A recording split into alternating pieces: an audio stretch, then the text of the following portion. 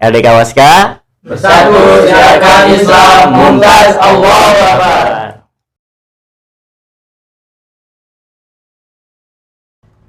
Bismillahirrahmanirrahim. Assalamualaikum warahmatullahi wabarakatuh. Ya, teman-teman sekalian, mudah-mudahan kita semua dalam keadaan sehat. Ya, dan sekarang kita pada kesempatan kali ini akan menjelaskan tentang tokoh Bani Quraisy. Masih sama sih, masih tokoh Quraisy juga. Cuma di dua tokoh yang sudah saya sampaikan, yang sudah kita bahas beberapa waktu yang lalu, dua tokoh itu dua tokoh yang menerima dakwah Nabi. Tapi yang sekarang yang akan kita bahas adalah dua tokoh yang tidak menerima dari dakwahnya Nabi Muhammad SAW. Nah, dua tokoh ini yang betul-betul menolak, menentang, ya, ada Abu Lahab dan juga Abu Jahal.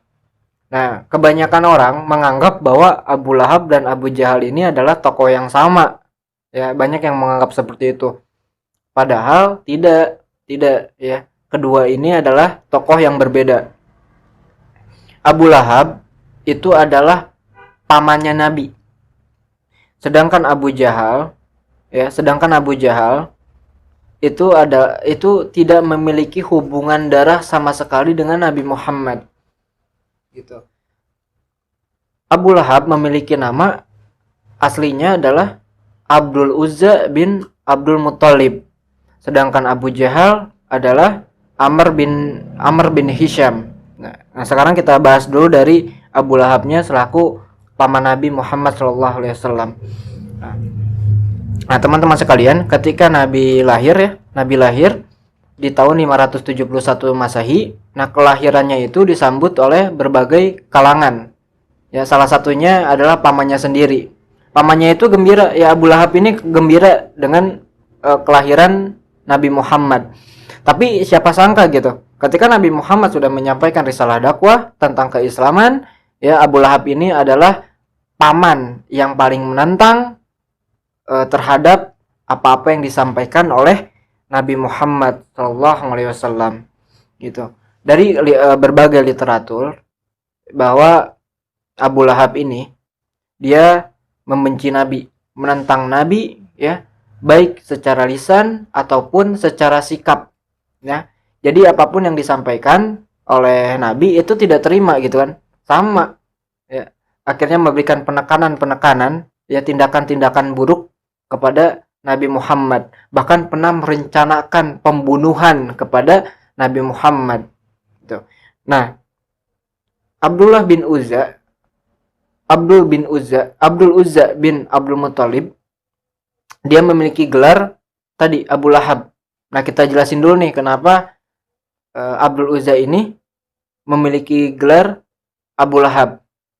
Nah, Abu Lahab itu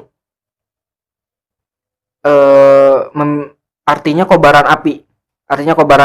Hal itu merupakan gelar yang diberikan sejak zaman jahiliyah atas kegagahan dan kobaran api dan kecemerlangan wajahnya. Jadi wajahnya itu tampak cerah, tampak bagus, terus gagah, ya, memiliki pengaruh di zaman-zaman jahiliyah.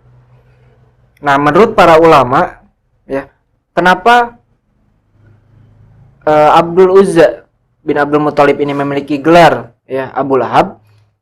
Karena apapun yang melekat oleh Abu Lahab itu akan binasa gitu. Apapun yang melekat, bukan hanya dirinya, tapi apapun yang berkaitan, contohnya istrinya, terus hartanya, ya, segala perilakunya itu akan binasa gitu. Tidak akan diterima oleh Allah Subhanahu wa taala. Nah, dalam kehidupannya Abu Lahab itu tadi gitu, selalu memberikan tekanan-tekanan kepada Nabi Muhammad. Nah, contohnya ketika fajar terbit, Abu Lahab ini selalu menaruh kotoran manusia di depan pintu rumahnya Nabi Muhammad, ya, yang tujuannya itu agar Nabi Muhammad tidak berdakwah, mengurung dirinya, ya, tidak berdakwah, menyampaikan risalah Islam. Nggak cuma sendiri gitu. Kebencian Abu Lahab kepada Nabi Muhammad itu nggak sendiri, dia memprovokasi, ya, dia menyampaikan kebenciannya kepada sahabat-sahabatnya, ya. Bahkan dia memiliki 4 orang anak. Dari 4 orang anak ini ada yang bernama Durrah, yang kedua Mu'attab, yang ketiga Utbah, dan juga Utaibiyah. Ya. Dari keempat anaknya ini, salah satunya tetap menjadi kafir. Tuh.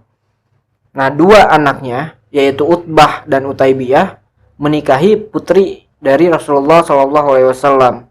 Utbah menikahi Ruqayyah, Utaibiyah menikahi Ummu Kulsum.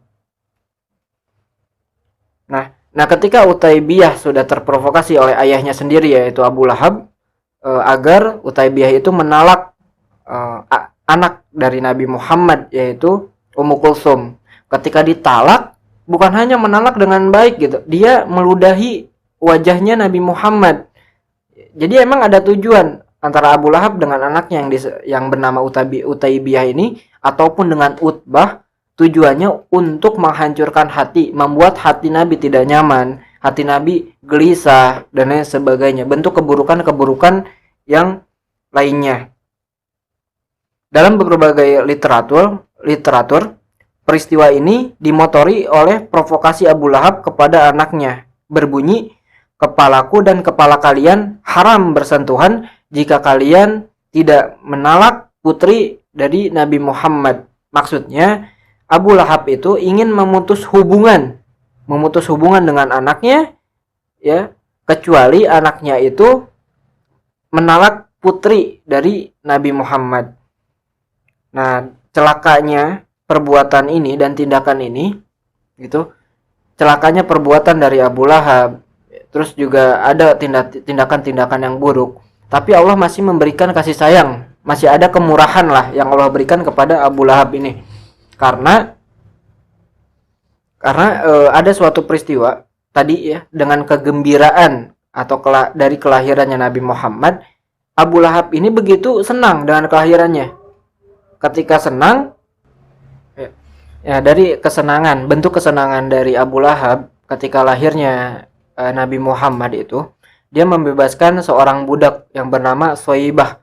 Budaknya itu dibebaskan, ya. Itu bentuk dari kegembiraannya atas kelahiran dari Nabi Muhammad SAW.